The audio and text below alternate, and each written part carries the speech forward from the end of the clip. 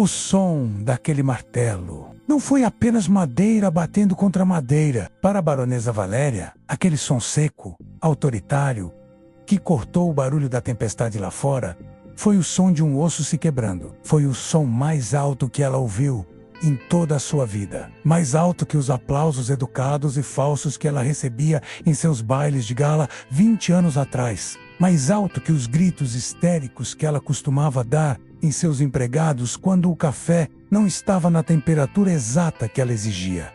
Aquele som foi o som do fim. Dou-lhe uma, dou-lhe duas. O ar dentro da mansão das Magnólias cheirava a mofo, a veludo velho e a desespero. A palavra pairou no ar, pesada, irreversível. A mansão das Magnólias, o orgulho da cidade, o império da baronesa Valéria.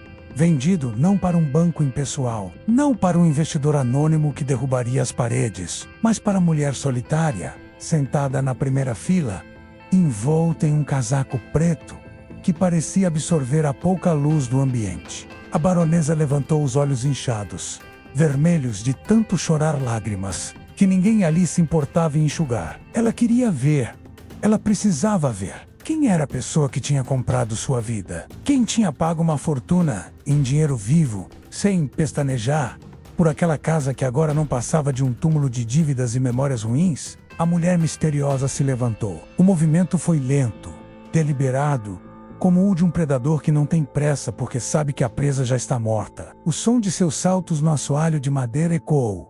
Toque, toque, toque. Aquele mesmo assoalho que um dia foi o orgulho da baronesa. Ela caminhou até a mesa do leiloeiro, o Dr. Machas, para assinar a escritura definitiva. Ela pegou a caneta. Assinou com um floreio elegante. E então ela começou a tirar a luva da mão direita, lentamente, puxando o couro preto, dedo por dedo, prolongando o momento. O dedo mínimo, o anelar. E então, o brilho. Um flash vermelho cor do sangue cortou a penumbra do salão. A baronesa prendeu a respiração. O ar fugiu de seus pulmões. Não podia ser aquele brilho. Ela conhecia aquele brilho melhor do que conhecia o rosto de seus próprios filhos. 20 anos atrás, aquele mesmo anel foi o motivo de um crime. Não um roubo, como ela gritou aos quatro ventos, mas um assassinato. Um assassinato de reputação. 20 anos atrás, a baronesa acusou uma jovem empregada, uma menina chamada Nina, de roubar aquela joia. Ela não se contentou em demiti-la. Ela a fez ser revistada na rua, nua, sob a chuva fria de novembro, enquanto a cidade inteira assistia das janelas. Enquanto a cidade inteira ria, a empregada sumiu na neblina daquela noite. Disseram que ela morreu de vergonha. Disseram que ela fugiu para o inferno, onde as ladras pertencem. A baronesa dormiu tranquila durante 20 anos, acreditando que tinha vencido. Mas Nina não morreu. Ela apenas esperou. Ela apenas cresceu. A baronesa achou que estava vendendo uma casa para pagar dívidas com o banco. Ela não sabia que estava pagando uma dívida com o destino. Esta é a história de como uma empregada humilhada transformou sua vergonha em ouro. E de como um anel perdido voltou para estrangular a mão de quem o usou como arma para entender a queda de um império. É preciso ter paciência para testemunhar o seu auge. É preciso voltar no tempo. 20 anos antes daquele martelo bater. Naquela época, a mansão das Magnólias não era um mausoléu. Era o coração pulsante da alta sociedade. Dizia-se, na cidade, que o sol não se atrevia a entrar pelas janelas daquela casa sem a permissão expressa da baronesa Valéria. Tudo ali brilhava. O lustre de cristal importado da França, o faqueiro de prata maciça, o sorriso dos convidados. E nas sombras desse brilho todo, nas frestas onde a luz não alcançava, vivia Nina. Nina era invisível, ou, pelo menos, ela tentava ser. Essa era a primeira regra da casa, escrita em uma placa de bronze na entrada da cozinha. O bom empregado não é visto, nem ouvido. Ele é sentido apenas na limpeza do ar e no brilho da prataria. Nina levava essa regra como uma religião. Ela tinha 19 anos, mãos pequenas, já calejadas pelo trabalho pesado, e olhos grandes que observavam tudo. mas não diziam nada. Ela acordava às 4 da manhã, todos os dias. Antes que os pássaros ousassem cantar, Nina já estava de pé.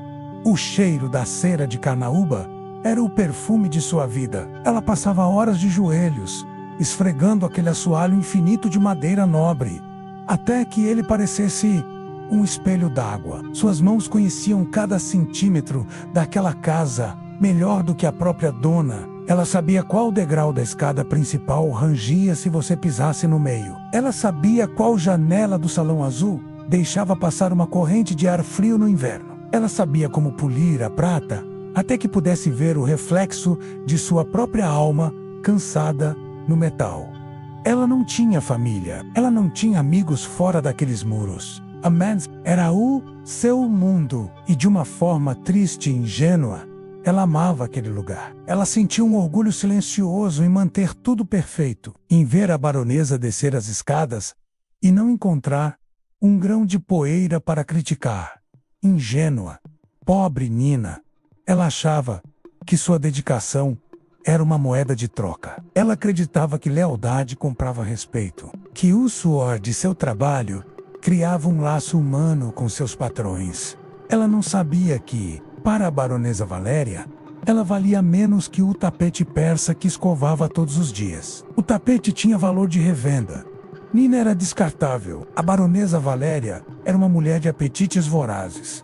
Ela não queria apenas ser rica, ela queria ser adorada. Queria ser temida, queria ser invejada por todas as outras mulheres da cidade. Ela vivia para o espelho, e sua maior fonte de poder, a fonte de sua arrogância, cabia na palma de sua mão. O anel, o rubi-sangue de boi, uma herança de família que valia mais do que a própria mansão e todas as terras ao redor. Era uma pedra obscena de tão grande, vermelha, como uma ferida aberta, cercada por diamantes antigos que brilhavam como dentes. Diziam as lendas locais que aquele rubi tinha uma maldição. Ele revelava a verdadeira natureza de quem o tocava. Se a pessoa fosse nobre, ele trazia luz. Se a pessoa fosse podre por dentro, ele trazia ruína. Mas a baronesa ria de lendas. Ela usava o anel como um cetro. Ela gesticulava com ele nos chás da tarde. Deixava a luz bater na pedra propositalmente para cegar suas rivais. Nina tinha medo daquele anel. Sempre que a baronesa passava por ela, Nina sentia que a pedra vermelha a observava, como um olho maligno. Foi numa terça-feira de novembro que o destino de Nina foi selado. A noite do grande baile de outono, a festa mais esperada do ano. A casa estava cheia, políticos corruptos, empresários gananciosos, socialites que sorriam com os dentes cerrados. O ar dentro da mansão cheirava a uma mistura enjoativa de perfume francês, caro, charutos cubanos e hipocrisia. A orquestra tocava valsas vienenses no salão principal. A baronesa estava radiante em seu elemento. O vestido de seda verde esmeralda contrastava perfeitamente com um anel vermelho em seu dedo. Ela girava pelo salão, rindo alto, bebendo taça após taça de champanhe, mas a baronesa também era descuidada. A vaidade a cegava e o álcool a deixava imprudente. Em um momento da noite, sentindo o calor da festa, ela foi ao lavabo do andar térreo, o lavabo das visitas. Um cômodo pequeno, mas luxuoso, com papel de parede de veludo e torneiras douradas. Ela entrou sozinha. Ela olhou para o anel. Disse, falando sozinha com o espelho, que o sabão do lavabo tirava o brilho da pedra, que uma joia daquelas não podia ser insultada por espuma barata. Então, ela o tirou. Ela colocou o anel pesado e frio na beira da pia de mármore branco. O rubi ficou ali, pulsando, vulnerável. Ela lavou as mãos, enxugou-as em toalhas de linho bordado, retocou o batom vermelho sangue, olhou-se no espelho mais uma vez, apaixonada pelo próprio reflexo, perdida em sua própria grandeza, e saiu. A porta do lavabo se fechou, e o anel ficou, sozinho, no mármore frio. Minutos se passaram. A festa continuava lá fora. O som da música abafava qualquer ruído do corredor. Ninguém viu a maçaneta do lavabo girar. Ninguém viu a porta se abrir silenciosamente. Ninguém viu a sombra que entrou. E ninguém viu a mão que pegou o anel e o fez desaparecer. Meia hora depois, o grito. Não foi um grito de susto. Foi um uivo, um som agudo, histérico, que cortou a valsa no meio e fez o maestro derrubar a batuta. Meu anel! Roubaram meu anel! A música parou, as conversas morreram. O silêncio caiu sobre a festa como uma mortalha pesada. A baronesa estava no meio do salão, pálida, os olhos arregalados, segurando a mão nua como se tivesse sido amputada. Ninguém sai, ela gritou, a voz distorcida pela fúria e pelo pânico. Tranquem as portas, chamem a polícia! Agora! Nina estava no canto do salão, recolhendo taças vazias em uma bandeja de prata. O coração dela disparou. Ela sentiu o clima mudar.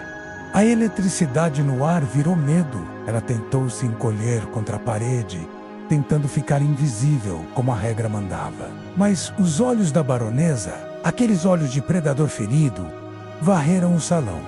Eles passaram pelos convidados ricos, pelos amigos falsos, pelos políticos. A baronesa sabia que não podia acusar nenhum deles. Eles tinham poder, eles tinham advogados. Ela precisava de um culpado.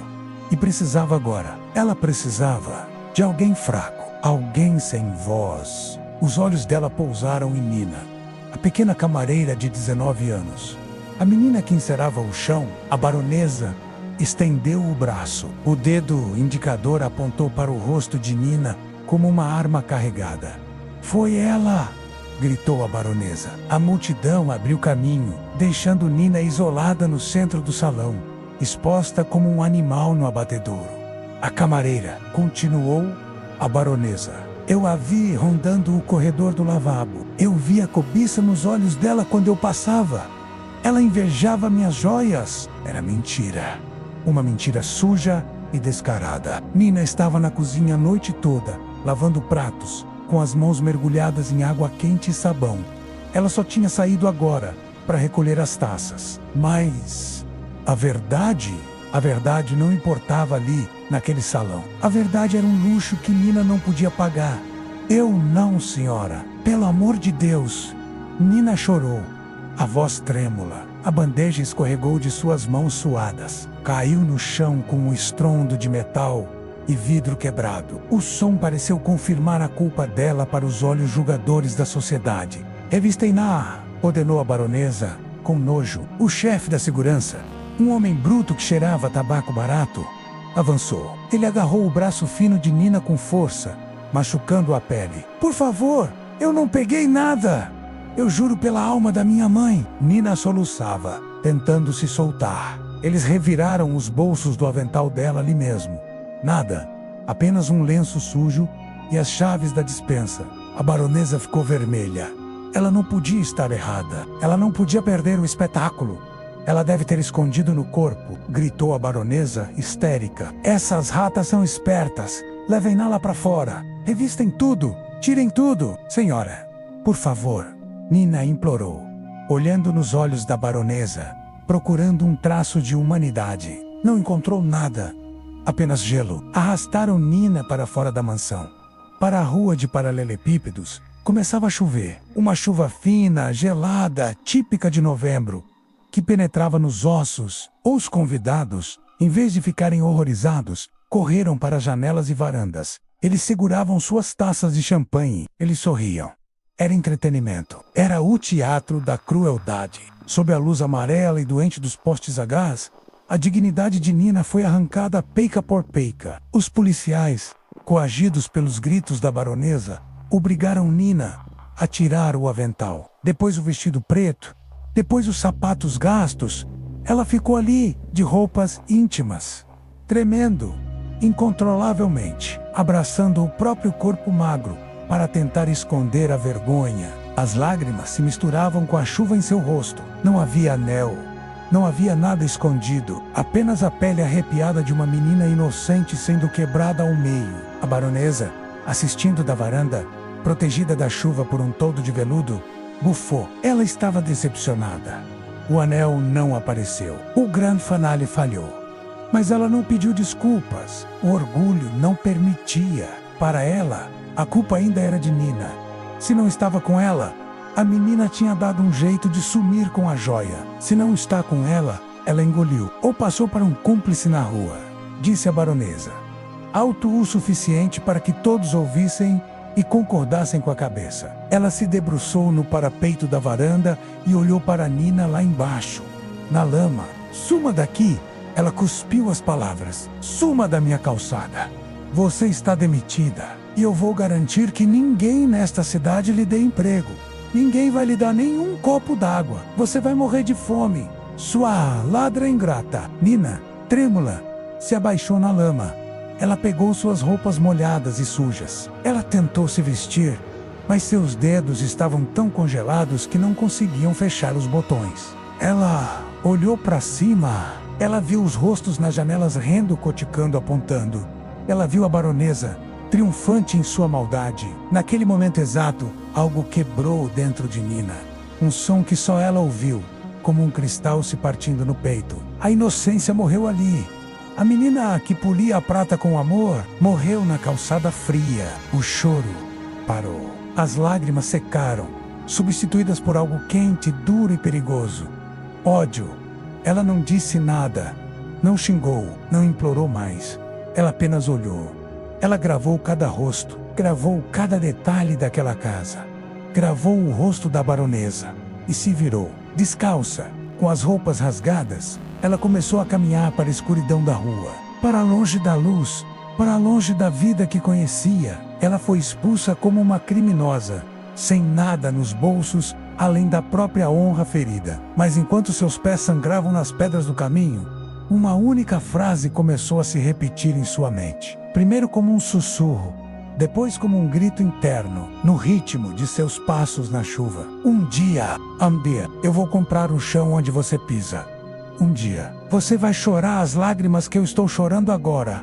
O anel havia sumido, mas a dívida eterna, acabava de ser aberta nos livros do destino. Nina não olhou para trás. Ela sabia, com um instinto de sobrevivência, que ela nem sabia que possuía. Que se olhasse para trás, se permitisse que a imagem daquela varanda iluminada entrasse em sua mente mais uma vez, ela morreria.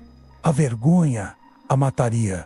O frio a mataria. Então, ela caminhou. Ela caminhou até a estação ferroviária, localizada na parte baixa da cidade, onde a fumaça do carvão manchava as paredes de preto. Com as últimas moedas que tinha escondidas na bainha do vestido, seu único tesouro, economizado para um futuro que agora não existia mais, ela comprou a passagem mais barata, um bilhete de terceira classe, para o primeiro trem de carga que saísse dali. Ela não perguntou para onde ia. O destino não importava. O que importava era a distância. O trem não era um transporte de passageiros. Era um animal de ferrujamentes e sujou, carregando gado e grãos para o litoral. Nina viajou no vagão de carga, encolhida entre sacas de café que cheiravam a terra úmida e sacrifício. A cada solavanco dos trilhos, seu corpo magro batia contra a madeira dura. Mas ela não sentia a dor física. A dor física era um alívio. Ela a distraía da dor maior. A imagem de seu vestido sendo arrancado, a sensação da lama fria em sua pele nua, o som das risadas que pareciam vidro quebrado em seus ouvidos. Durante aquelas 12 horas intermináveis, Nina não dormiu. Ela manteve os olhos abertos, fitando a escuridão do vagão. Ela tentava entender como Deus permitiu. Ela rezava todas as noites. Ela trabalhava duro. Ela nunca roubou um pedaço de pão. Por que a maldade prosperava vestida de seda, enquanto a bondade era jogada na sarjeta? Foi ali, no escuro, ao som rítmico das rodas de ferro, que a resposta veio. Não como uma revelação divina, mas como um sussurro frio. A bondade sem poder é apenas um convite para o abuso. Nina chorou sua última lágrima quando o trem cruzou a fronteira do estado. Ela prometeu a si mesma que nunca mais choraria por fraqueza. Ela só choraria por vitória. A cidade portuária não a recebeu.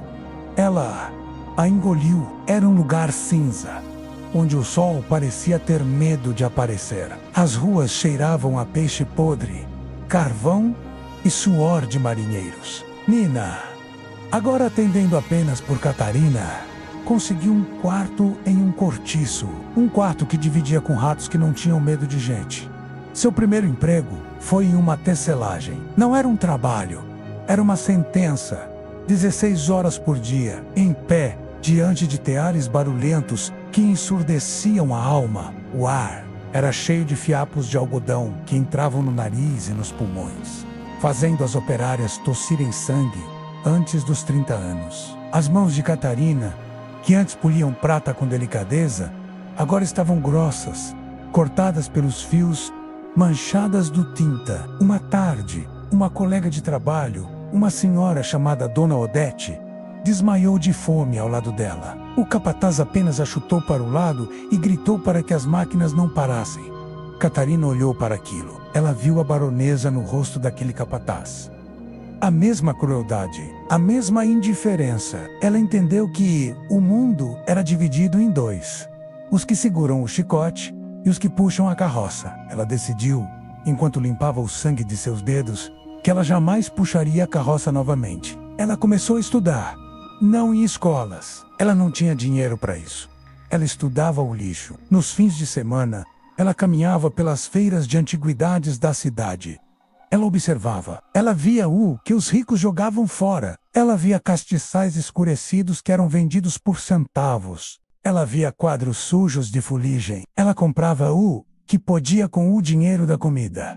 Ela levava para o quarto do cortiço. E, à luz de uma vela, ela limpava. Ela descobriu que tinha um dom. Suas mãos lembravam da textura da riqueza. Ela sabia como trazer a vida de volta aos objetos mortos. Ela restaurou um relógio de bolso que encontrou na lama. Vendeu pelo triplo do preço. Com um lucro, comprou um colar de pérolas falso. Desmontou, limpou e vendeu como bijuteria fina. Cada centavo era guardado. Cada centavo era um tijolo na construção de sua nova vida. Foi a audácia que a salvou. Ela entrou na loja do Sr. Elias, o antiquário mais respeitado e ranzinza da cidade. Um lugar onde a poeira dançava nos raios de luz e o tempo parecia ter parado no século passado. "Eu quero trabalho", disse ela. O velho, sem levantar os olhos de um livro de contabilidade, disse: "Não preciso de faxineira." "Eu não sou faxineira", respondeu Catarina. "Eu sou restauradora."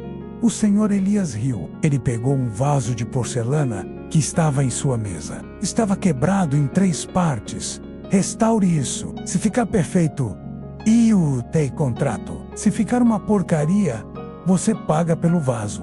Catarina não tinha dinheiro para pagar, mas ela tinha certeza. Ela levou o vaso. Passou 2 noites sem dormir. Usou uma cola feita de clara de ovo e cal, uma receita antiga que ouviu sua avó contar. Pintou as rachaduras com um pincel feito de seus próprios cabelos. Quando ela colocou o vaso na mesa do Sr. Elias, o velho colocou os óculos. Ele passou o dedo. Ele usou uma lupa. Ele procurou a emenda e não achou. Ele olhou para Catarina pela primeira vez. "Como você aprendeu isso?" "A necessidade é a melhor professora, senhor. Você começa amanhã e mude esse vestido. Meus clientes não gostam de cheiro de fábrica." Os anos com o Sr. Elias foram sua universidade. Ele a ensinou a ver o invisível. "Olhe para este diamante, Catarina", ele dizia, segurando uma pedra sob a luz. "Vê a pequena mancha preta lá dentro? Isso é uma inclusão de carbono. É um defeito, mas é esse defeito que prova que ele é real. Pedras perfeitas demais geralmente são vidro. Desconfie da perfeição, menina, na vida e nas joias." Catarina absorvia tudo. Ela aprendeu a negociar. Aprendeu a olhar nos olhos de um vendedor mentiroso e faz-lo baixar o preço apenas com um silêncio. Ela aprendeu que a vaidade é o ponto fraco de todo rico. Se você elogiar o gosto deles, eles comprarão qualquer coisa. Quando o Sr. Elias faleceu, em uma tarde tranquila de domingo, ele não tinha herdeiros. No testamento, uma única linha para Catarina. A única pessoa que viu valor no que estava quebrado, inclusive neste velho. Ela herdou a loja Woodstock. Catarina era rica. Mas a riqueza tem um gosto estranho quando não se tem com quem dividir. Catarina jantava sozinha em restaurantes caros. Ela usava sedas que deslizavam sobre sua pele. Mas por baixo, ela ainda sentia o frio daquela chuva. Ela tentou esquecer a baronesa. Ela tentou se convencer de que a melhor vingança era viver bem. Mas a memória é um fantasma persistente. Toda vez que ela via uma mulher humilhando um garçom, ela lembrava. Toda vez que ela via uma injustiça, a ferida abria. Ela contratou detetives, não para prender ninguém, mas para vítimas. Durante anos, ela recebeu relatórios mensais sobre a mansão das Magnólias. A baronesa demitiu a cozinheira sem pagar. A baronesa vendeu os cavalos. O telhado da ala leste caiu e não foi consertado. Catarina lia os relatórios como quem lê um romance. Ela sabia que o fim estava próximo. Ela só precisava do catalisador. Foi numa tarde chuvosa de Terço-feira, exatos 20 anos depois da expulsão, que o destino finalmente bateu à porta de Catarina. Ela estava em seu escritório, cercada por livros de arte e catálogos internacionais. Ela procurava uma peça específica para um cliente colecionador. Seus dedos, adornados por anéis discretos, mas valiosos, viravam as páginas de um catálogo vindo de uma casa de leilões na Europa. Leilão de joias raras e esquecidas, dizia a capa. Ela virou a página 40 e parou. O mundo parou. O som da chuva lá fora desapareceu. O som de sua própria respiração desapareceu. Lot 400 Way. Foto ocupava a página inteira. Era ele. O rubi sangue de boi. Inconfundível. A montagem de diamantes antigos em forma de coroa ao redor da pedra central. A lapidação única, ligeiramente imperfeita, no canto esquerdo, que Catarina conhecia de tanto olhar enquanto servia champanhe. A forma como a luz batia na pedra, criando um olho vermelho que parecia encarar lá através do papel. Não podia ser. A mente de Catarina tentou rejeitar a imagem. A polícia havia dito que o anel sumiu. Disseram que Nina o tinha roubado e vendido no mercado negro. Que uma peça daquelas seria desmontada, o ouro derretido, as pedras soltas vendidas separadamente para não deixar rastros. Mas ali estava ele intacto, arrogante, soberbo. Como se tivesse acabado de sair do dedo da baronesa. Catarina pegou o telefone. Suas mãos tremiam, não de medo, como tremiam naquela noite na chuva, mas de uma adrenalina fria e cortante. Ela ligou para a casa de leilões na Europa. Eu quero saber a procedência do lote 402, ela disse ao leiloeiro, com a voz de aço que levou 2 décadas para construir. O homem do outro lado da linha hesitou. Madame Catarina, a senhora sabe que a confidencialidade dos vendedores é... Eu vou comprar a peça. Ela o cortou pelo triplo da avaliação. Agora... Mas eu preciso da história. Eu preciso saber de onde ela veio. O dinheiro fala uma língua universal. O leiloeiro pigarreou. Bam! É uma peça curiosa. De fato, ela reapareceu no mercado vinda de um penhorista de luxo na capital do seu país. Penhorista? O coração de Catarina falhou uma batida. Foi roubada? Não, riu o homem, achando a pergunta absurda. A documentação é impecável, madame. Foi deixada lá há exatos 20 anos. O penhor venceu. A joia nunca foi resgatada e o penhorista finalmente decidiu vendê-la. Quem? Catarina sussurrou. Quem deixou a joia lá? O homem folheou alguns papéis. O registro está em nome da proprietária original, uma tal de Baronesa Valéria das Magnólias. Catarina desligou o telefone. O fone caiu no gancho com um clique suave. Ela ficou sentada, olhando para o vazio, enquanto a verdade desabava sobre ela como uma avalanche. O som de vidro quebrando ecoou em sua mente. O anel nunca foi roubado. Nunca houve um ladrão entrando no lavabo. Nunca houve uma sombra no corredor. A baronesa Valéria estava mentindo. Ela mesma pegou o anel.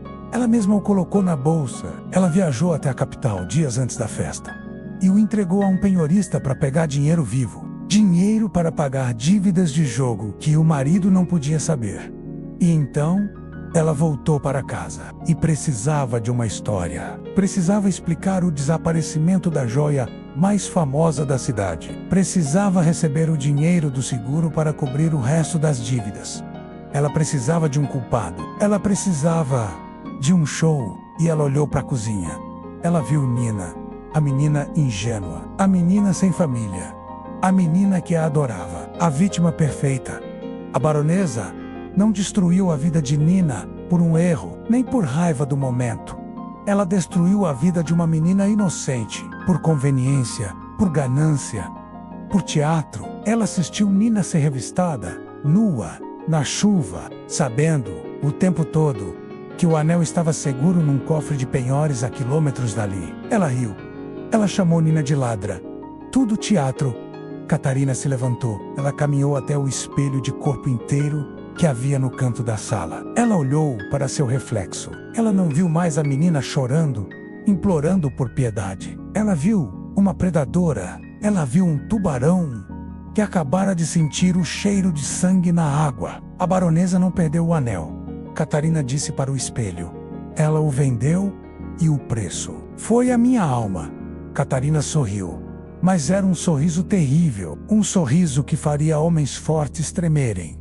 Ela pegou o telefone novamente. Compre o lote 402. Ela ordenou à sua secretária. Não importa o preço, traga-o para casa. Mas o golpe final foi a solidão. Catarina sabia que a baronesa se alimentava de atenção. Então, ela cortou o suprimento.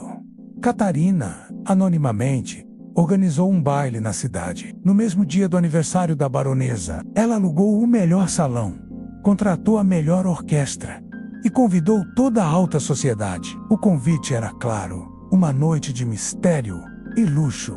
Todos foram. A baronesa ficou em casa, esperando visitas que não vieram, esperando flores que não chegaram. Ela passou a noite de seu aniversário sozinha, no escuro, ouvindo o som distante da festa onde ela não foi convidada. Ela comeu um pedaço de bolo seco, à luz de velas, e chorou.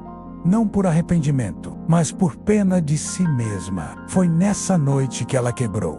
Foi nessa noite que ela desistiu de lutar contra o banco, enquanto a baronesa minguava, desaparecendo nas sombras. Catarina crescia. Ela chegou à cidade uma semana antes do prazo final da hipoteca.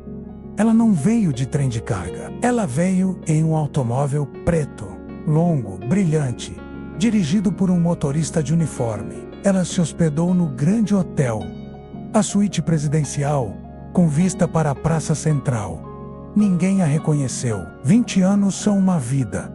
E a riqueza é o melhor disfarce que existe. Roupas de seda francesa, postura de rainha e um olhar que não pedia permissão para existir. Ninguém viu a pequena Nina naquela mulher. Catarina passou a semana caminhando pela cidade. Ela caminhou pelas ruas de paralelepípedo, onde foi humilhada. Ela parou em frente à delegacia, onde foi fichada como criminosa, onde tiraram suas digitais, como se ela fosse um animal. Ela parou em frente à calçada da mansão, no meio da noite. Ela viu a janela escura da baronesa. Viu a silhueta da mulher andando de um lado para o outro, como uma prisioneira. Catarina acendeu um cigarro com uma piteira de ouro. A fumaça subiu, envolvendo a casa. Ela podia ter batido na porta, podia ter gritado, podia ter jogado uma pedra na vidraça. Mas Catarina aprendeu que o barulho é vulgar. O silêncio machuca muito mais. Na manhã do 30º dia, o Dr. Machas entrou na suíte de Catarina. Ele colocou uma pasta de couro sobre a mesa de café da manhã. Tá tudo pronto, madame. O prazo expirou à meia-noite. A baronesa não pagou. Catarina tomou um gole de chá. Ela pediu clemência. Ela implorou, disse Machas, sem emoção. Ela pediu para falar com o dono do fundo.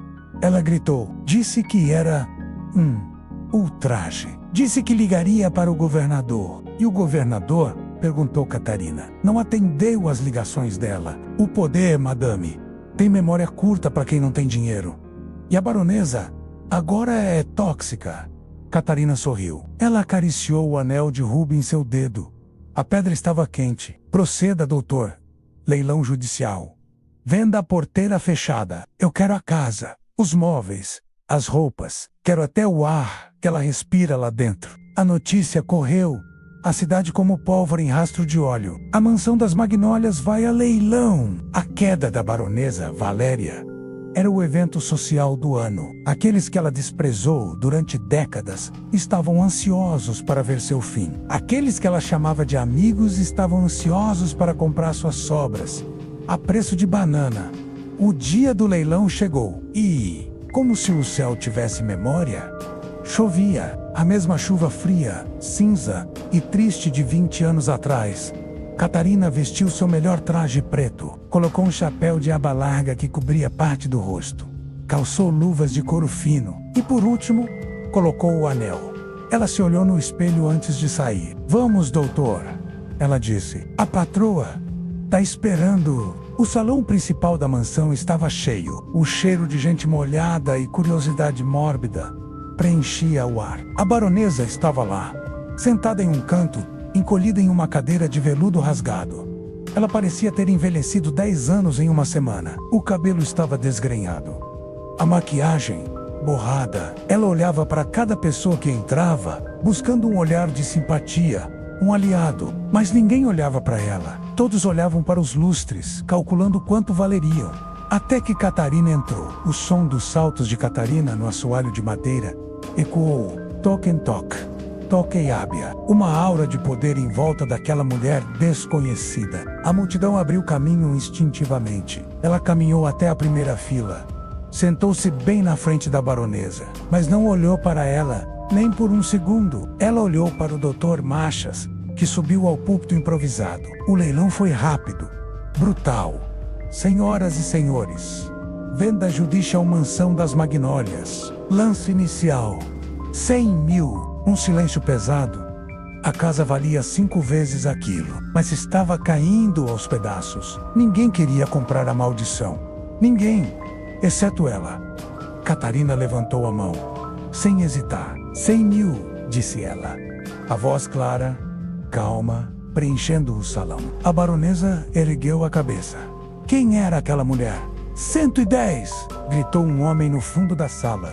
Um investidor imobiliário gordo que queria derrubar a casa para vender o terreno em lotes. A baronesa estremeceu. Ela preferia morrer a ver sua casa demolida.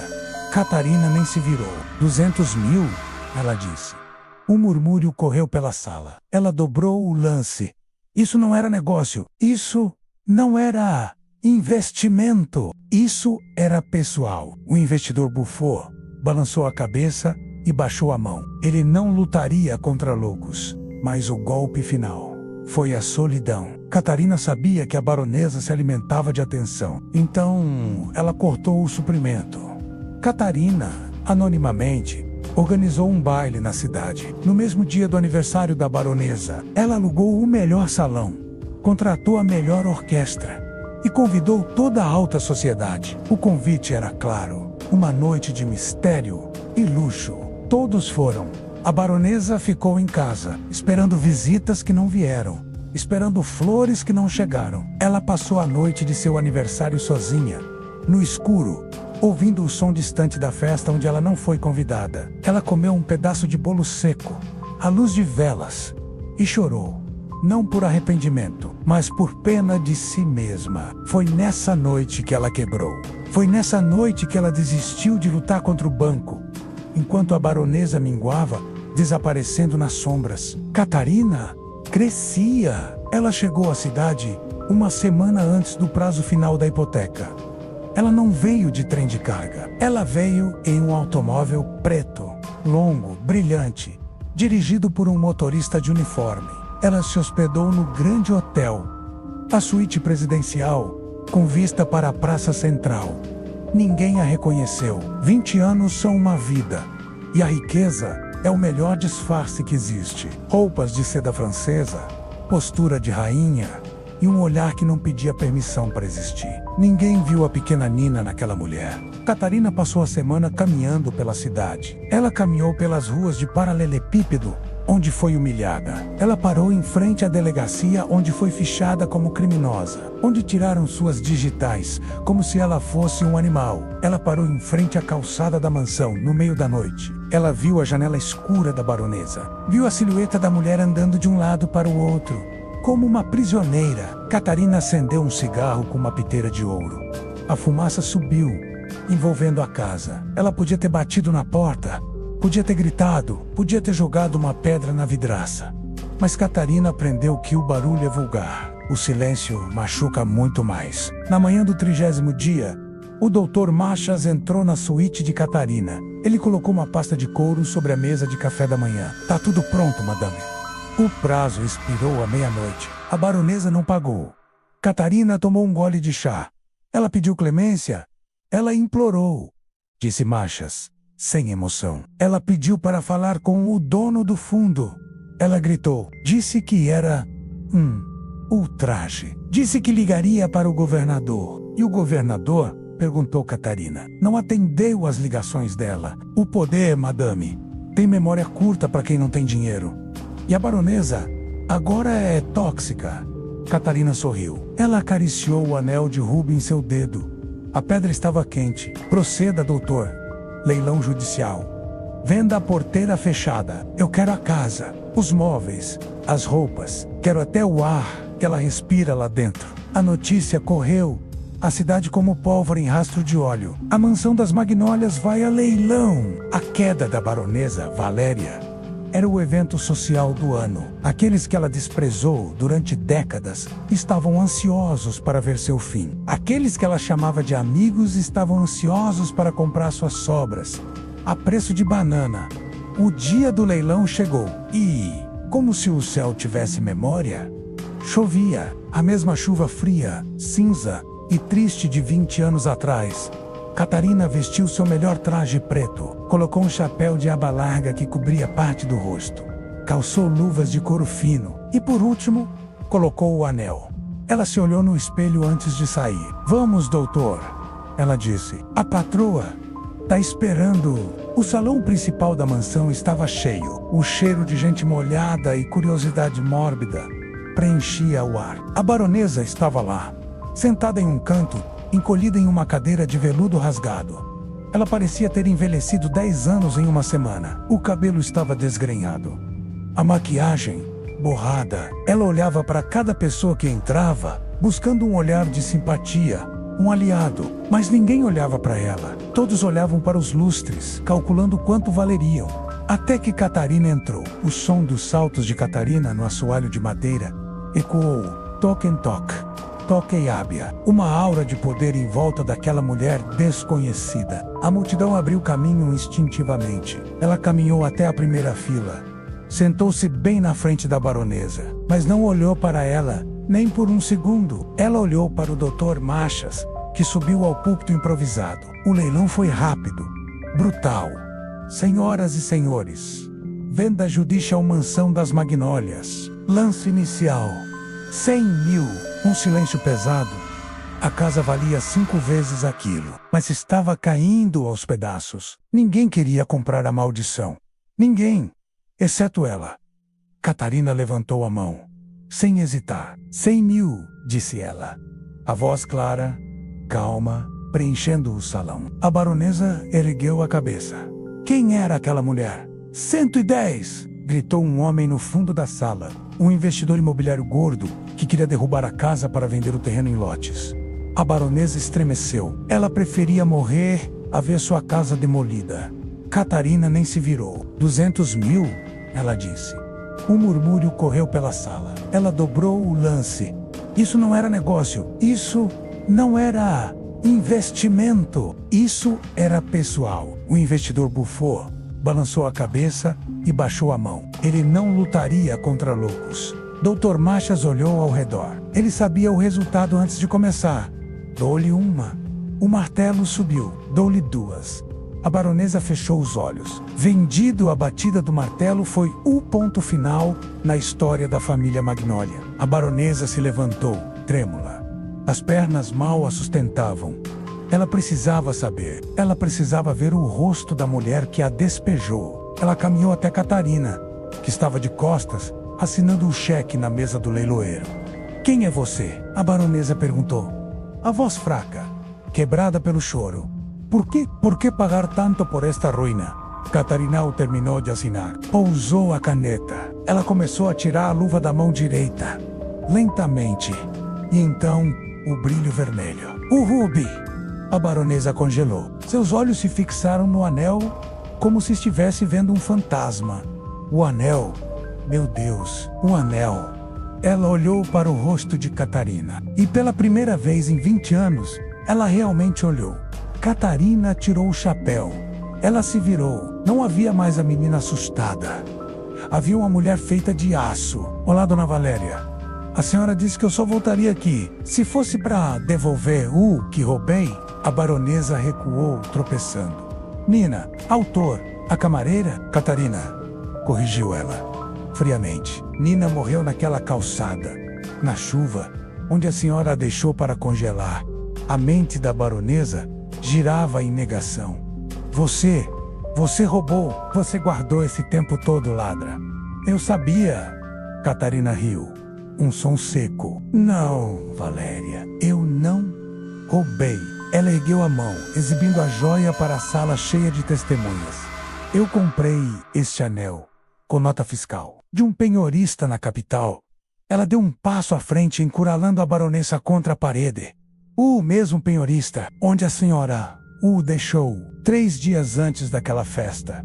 O murmúrio na sala virou um rugido. As máscaras caíram. Mentira! Gritou a baronesa. Eu tenho os recibos, Valéria. Eu tenho a sua assinatura no livro de penhores. Eu comprei a dívida. Catarina baixou a voz, falando apenas para ela. Você destruiu a minha vida por um seguro. Você me humilhou na frente da cidade inteira para cobrir suas apostas no jogo. A baronesa tentou encontrar uma saída. Eu estava desesperada. Eu ia perder tudo. Você ia perder dinheiro, disse Catarina. Implacável. Eu perdi meu nome. Eu perdi minha casa. Eu perdi minha dignidade. Catarina olhou em volta. Mas o mundo gira, Valéria. A terra capota. Hoje, eu sou a dona do chão onde você pisa. Eu sou a dona da cama onde você dorme. Eu sou a dona da mentira que você contou.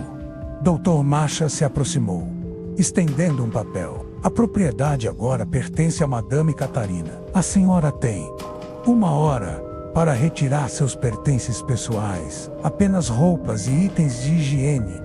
Os móveis e as obras de arte foram vendidos junto com a casa. 1 hora, chorou a baronesa. Mas para onde eu vou? Eu não tenho para onde ir. Catarina olhou. Está chovendo lá fora, Valéria. Eu sugiro que a senhora comece a andar. Talvez a chuva limpe a sua consciência, como limpou as minhas lágrimas.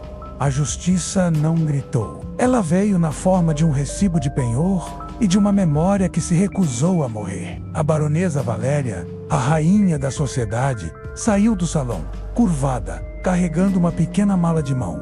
Ninguém se ofereceu para levá-la. Ninguém ofereceu abrigo. Ela saiu para a chuva.